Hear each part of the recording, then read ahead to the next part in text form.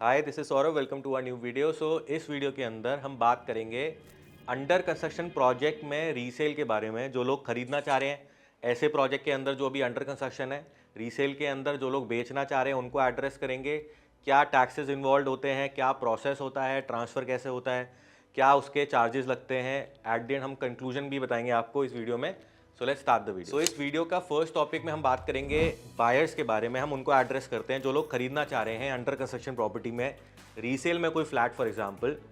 तो सबसे पहले तो ये कि आप अंडरस्टैंड कर चुके होंगे मार्केट के बारे में। आपने देख लिया होगा आपको प्राइमरी सेल में यानी कि डेवलपर से डायरेक्टली आपको आपके पसंद का प्राइस या साइज या इन्वेंट्री नहीं मिल रही होगी, तभी आप रीसेल में ढूंढ रहे हैं। तो इस बात से एक चीज़ तो प्रूफ होती ही है एटलीस्ट कि अगर अंडर कंस्ट्रक्शन प्रोजेक्ट के अंदर भी रीसेल में लोग खरीदना चाह रहे हैं, यानी कि डिमांड रीसेल की भी आ रही है अंडर कंस्ट्रक्शन के दौरान ही।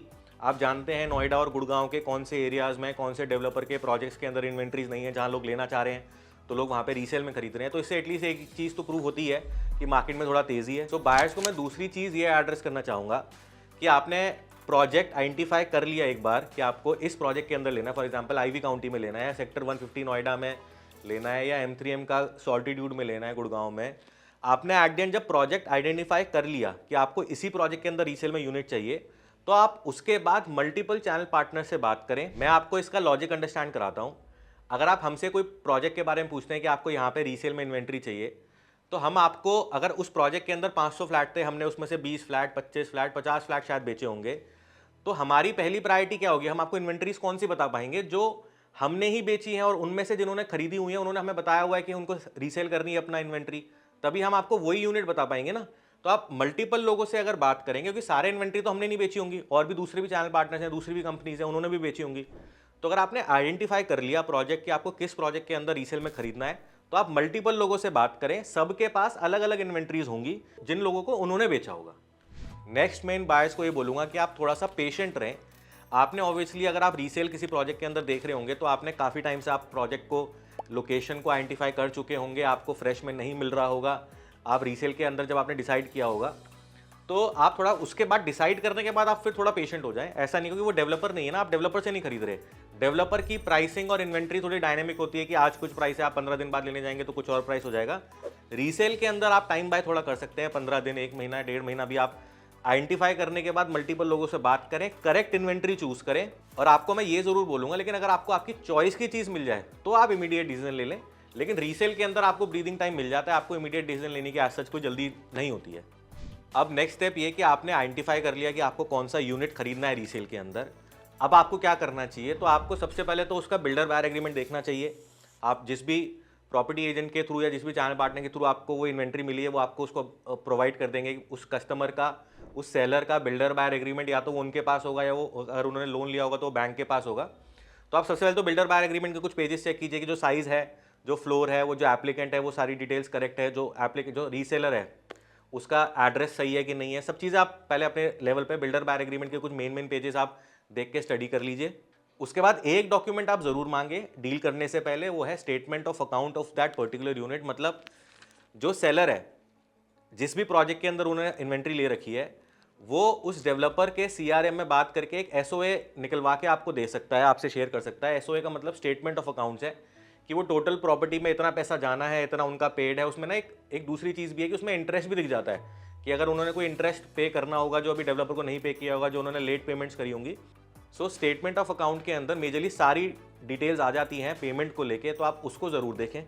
और आप फाइनल डील करने से पहले ये ज़रूर मेक श्योर करें कि उस कस्टमर के पास रीसेल करने की NOC है या नहीं है।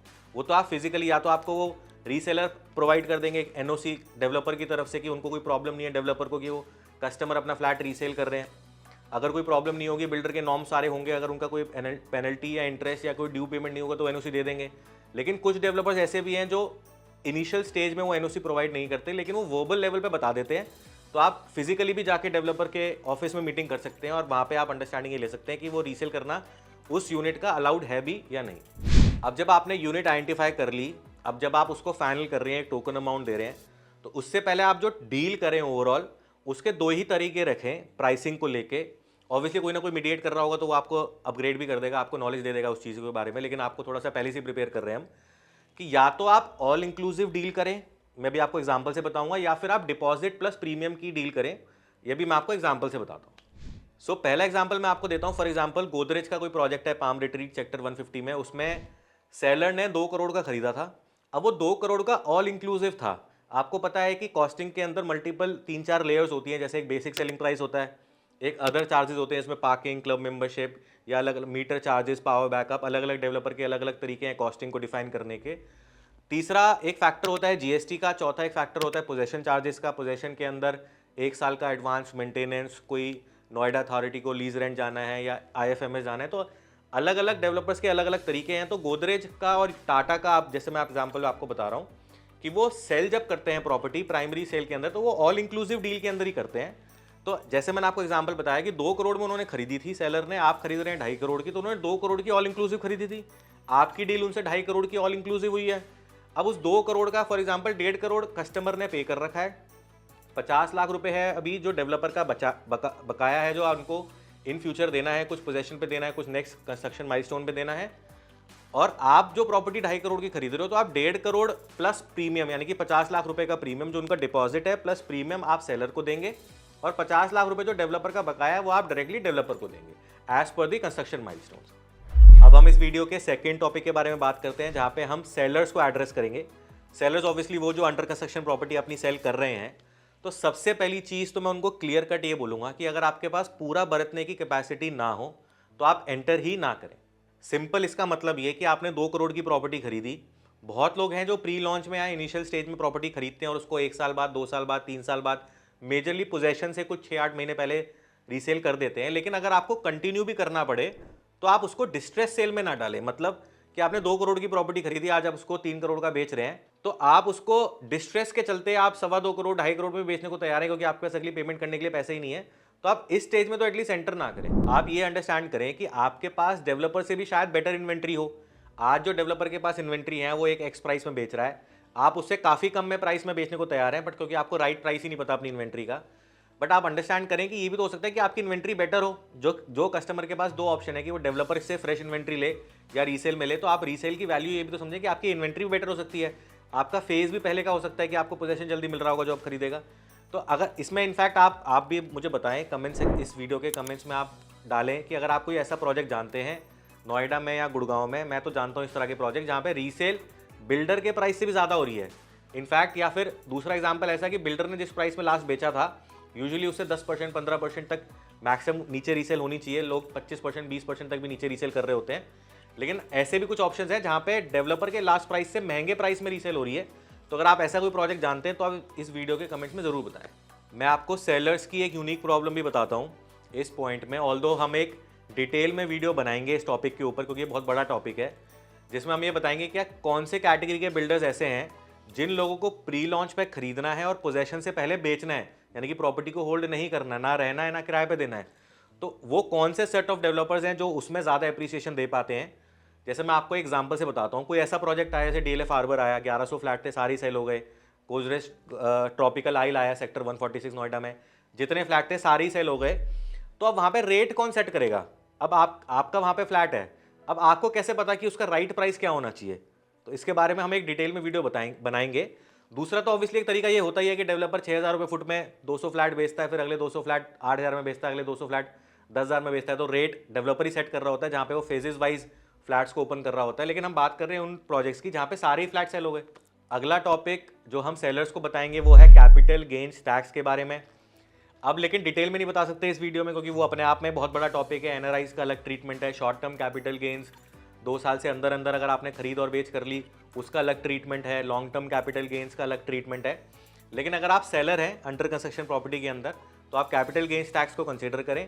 अगर आप नहीं जानते उसके बारे में तो ऑब्वियसली आप हमसे कभी पूछ लीजिएगा, लेकिन हम एक वीडियो बना देंगे जिसमें हम कैपिटल गेन्स टैक्स के बारे में डिटेल में बता देंगे। तो टैक्सेस मेजरली 3 ही तरह के होते हैं। एक टीडीएस होता है कि अगर उस प्रॉपर्टी की वैल्यू 50 लाख रुपए से ऊपर है तो buyer has to deduct 1% TDS of the seller. तो इस केस में कुछ तो टीडीएस ऑलरेडी डिडक्टेड है डेवलपर का, तो इसका थोड़ा सा ट्रीटमेंट अलग होता है। दूसरा टैक्स होगा जीएसटी, कुछ पेड होगा, कुछ बची हुई इंस्टॉलमेंट पे ऑलरेडी लगना होगा।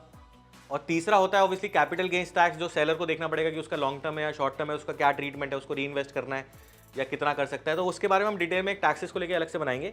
लेकिन अगर आप ये ट्रांजैक्शन कर रहे हैं, अगर आप बायर हैं या फिर आप सेलर हैं, तो आप टैक्सेस को भी ज़रूर कंसिडर करें। अब इस ट्रांजैक्शन के अगले टॉपिक के बारे में बात करते हैं, जो है ब्रोकरेजेस और ट्रांसफर चार्जेस। ब्रोकरेजेस यूजुअली 1% होता है ऑफ द प्रॉपर्टी वैल्यू, जो ऑफ द डील वैल्यू। दूसरा है ट्रांसफर चार्जेस।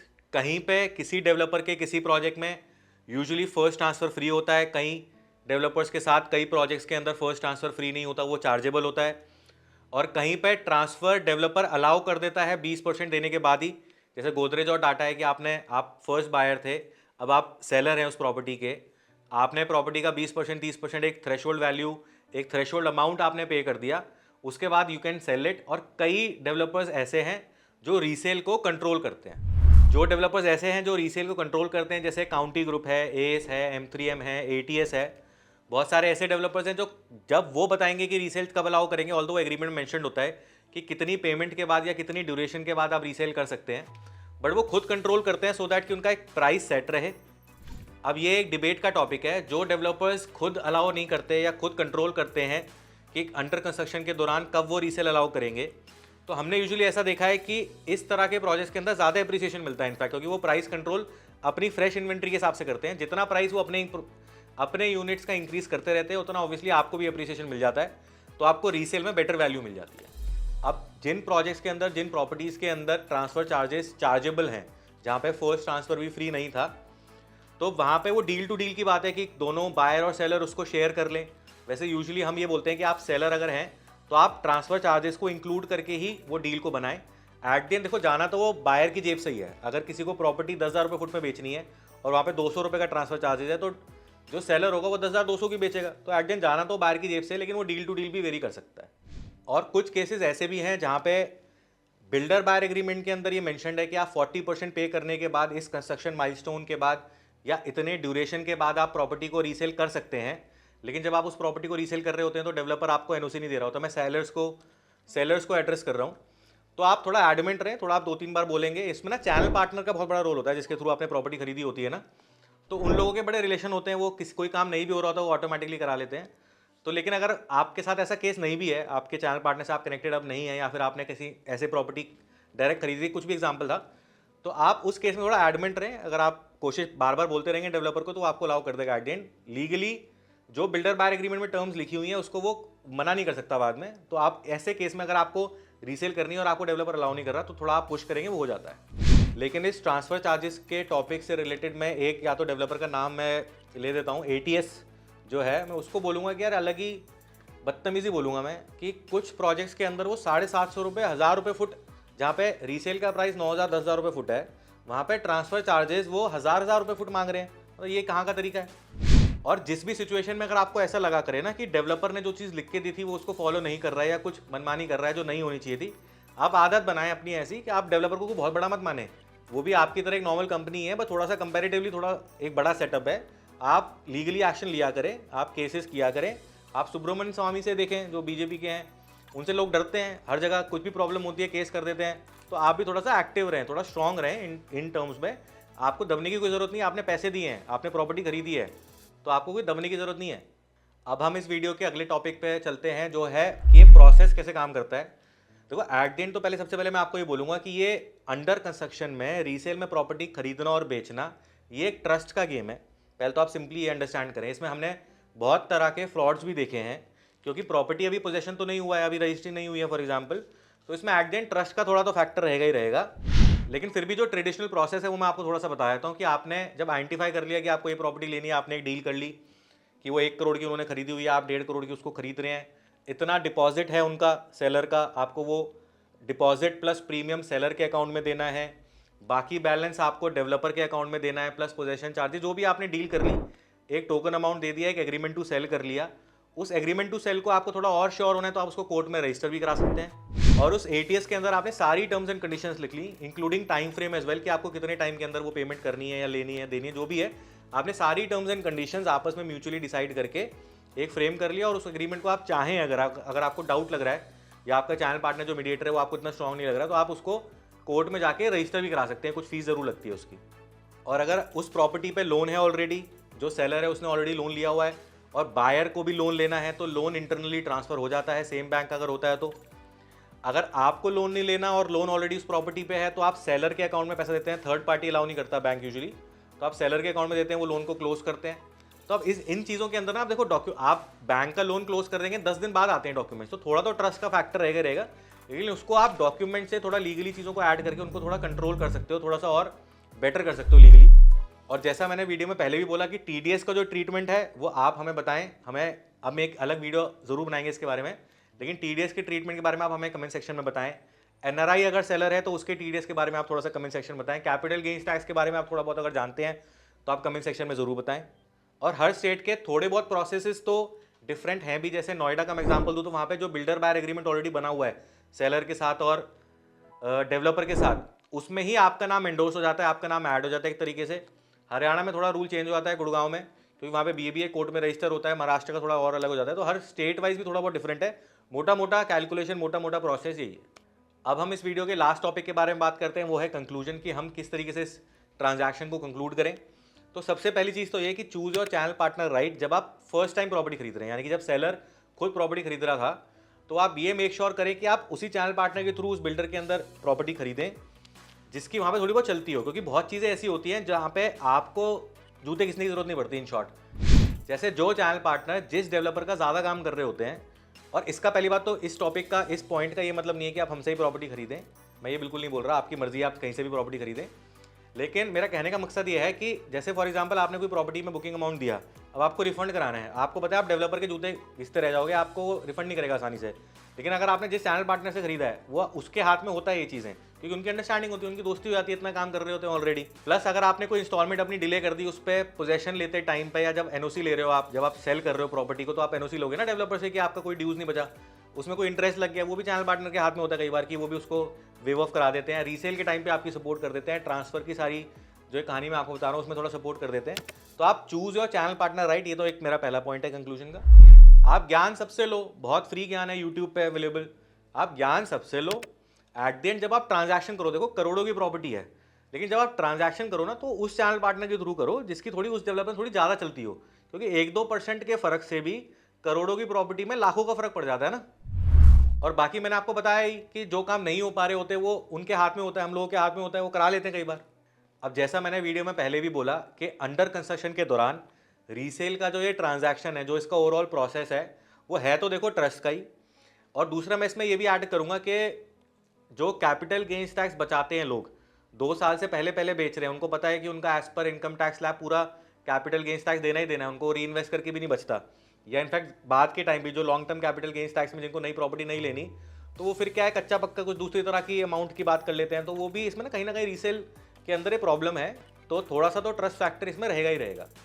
अब लास्टली, अगर आपकी कोई प्रॉपर्टी है, आप उसको बेचना चाहते हैं नोएडा में या गुड़गांव में, तो आप हमें व्हाट्सएप कर दीजिए कि आपकी प्रॉपर्टी की डिटेल्स, हम उसको निकलवा देंगे। अगर आप खरीदना चाहते हैं रीसेल के अंदर किसी प्रॉपर्टी के अंदर, तो भी आप हमें व्हाट्सएप कर दीजिए विद एग्जैक्ट रिक्वायरमेंट, जो आपका प्रोजेक्ट की नीड है, जो आपकी साइज़ की नीड है, जो भी आपकी नीड्स हैं, जो भी आपकी रिक्वायरमेंट्स हैं, आप हमें व्हाट्सएप कर सकते हैं। सो आई होप इस वीडियो से आपको थोड़ा बहुत इन्फॉर्मेशन मिला होगा, थोड़ा वैल्यू ऐड हुआ होगा। अगर ऐसा है तो make sure you like this video and subscribe to our channel as well. So that was it for today. We'll see you next time.